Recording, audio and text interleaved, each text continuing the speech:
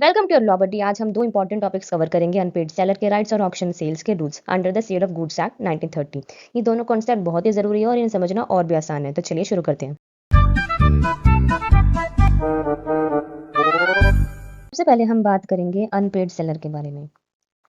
Unpaid seller क्या होता है? अनपेड सेलर वो सेलर होता है जो अनपेड करा जाता है, यानी कि या तो सेलर ने अपने गुड्स बेच दिए हैं लेकिन पूरी पेमेंट नहीं आई है, ठीक है, या फिर उसने कोई बिल ऑफ एक्सचेंज या फिर चेक लिया हो और वो डिसऑनर हो गया हो,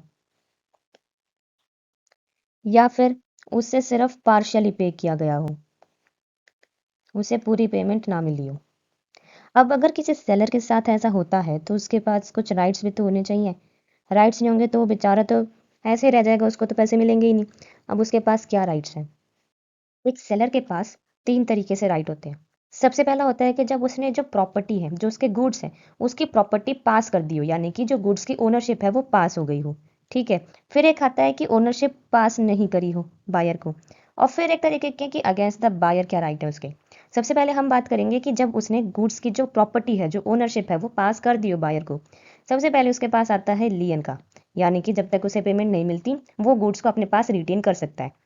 दूसरा है स्टॉपेज इन ट्रांजिट, यानी कि अगर वो गुड्स जो है वो किसी कुरियर सर्विस के थ्रू भेज रहा है, लेकिन अगर उसको तब भी पेमेंट नहीं मिली है तो वो कुरियर वाले को कह सकता है कि तुम्हें वो गुड्स डिलीवर नहीं करने हैं और वो गुड्स मेरे को वापस ला के दो, ठीक है। तो वो हो गया स्टॉपेज इन ट्रांजिट। देन है कि रीसेल। अब बायर ने जब पेमेंट ही नहीं करी तो वो बेचारा जो सेलर है वो क्यों नुकसान झेले, उसको तो पैसे चाहिए, तो वो जो गुड्स है वो रीसेल कर देगा, वो किसी और को बेच देगा, ठीक है। अब हमारे पास आता है where property in goods has not been passed, यानी कि जो ओनरशिप है वो बायर को पास नहीं करी गई है, तो उसके पास राइट आता है विद होल्ड द डिलीवरी, यानी कि वो डिलीवरी को होल्ड पे रख सकता है। देन हमारे पास आते हैं कि अगेंस्ट द बायर उसके पास क्या राइट्स है। सबसे पहला है कि वो सूट फाइल कर सकता है फॉर द प्राइस, कि जो उसको पेमेंट करनी थी उसके लिए वो प्राइस के लिए सूट फाइल कर सकता है, या फिर वो सूट फाइल कर सकता है for the damage, monetary compensation, या फिर वो कॉन्ट्रैक्ट को रेप्यूडिएट कर सकता है, या फिर वो सूट फाइल कर सकता है इंटरेस्ट क्लेम करने के लिए, कि जो मेरा नुकसान हुआ है इतने दिनों का, जो मैंने गुड्स अगर बेचे भी नहीं है उसकी वजह से, तो जो उसको इंटरेस्ट चाहिए वो उस इंटरेस्ट के लिए भी सूट फाइल कर सकता है, ठीक है। अब हम बात करते हैं ऑक्शनियर सेल के बारे में। ऑक्शन सेल्स ये हमने पहले भी सुना होगा, ये डिफाइंड है under section 64 of sales of goods act 1930। ये कहता है कि ऑक्शन सेल्स वो सेल्स होती है, यानी कि एक पब्लिक सेल होती है। ऑक्शन जो है ये एक पब्लिक सेल होती है जहाँ पे बायर्स एक दूसरे को आउटबिड करते हैं, जो सबसे ज़्यादा प्राइस ऑफर करता है वही गुड्स लेता है। इसमें इंपॉर्टेंट पॉइंट्स ये हैं कि जो हर एक बिड होती है वो एक ऑफर होती है, ठीक है। बिड करना यानी कि हम जो गुड्स हैं, हम गुड्स के लिए जो प्राइस बोल रहे हैं, जो हम प्राइस बोलते हैं उससे बिड करना कहते हैं, ठीक है।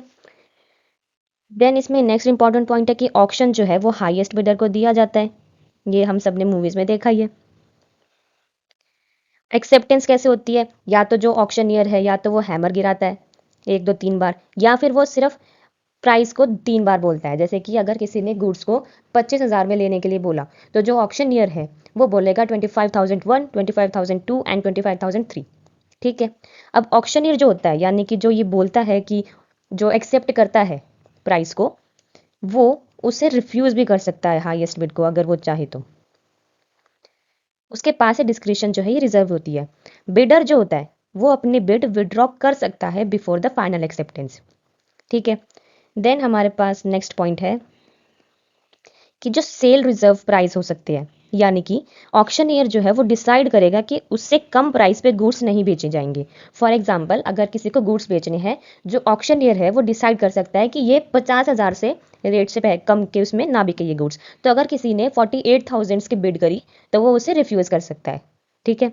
और नेक्स्ट हमारे पास पॉइंट है कि अगर सेलर ने फेक बिडर लगा दिए हैं सिर्फ प्राइस बढ़ाने के लिए, तो बायर सेल कैंसिल कर सकता है। अगर आपको ये वीडियो यूज़फुल लगा हो तो वीडियो को लाइक करें, कमेंट में अपना फीडबैक ज़रूर दें, अपने दोस्तों के साथ शेयर करें और चैनल को सब्सक्राइब करें। Thank you.